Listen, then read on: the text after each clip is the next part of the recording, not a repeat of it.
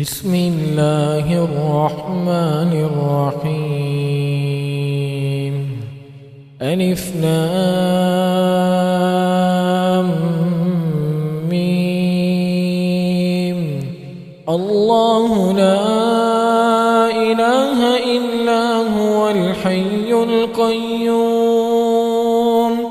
نزل عليك الكتاب بالحق مصدقا لما بين يديه وأنزل التوراة والإنجيل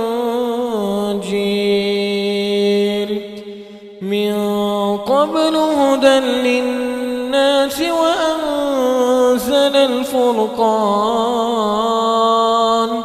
إن الذين كفروا بآيات الله لهم عذاب شديد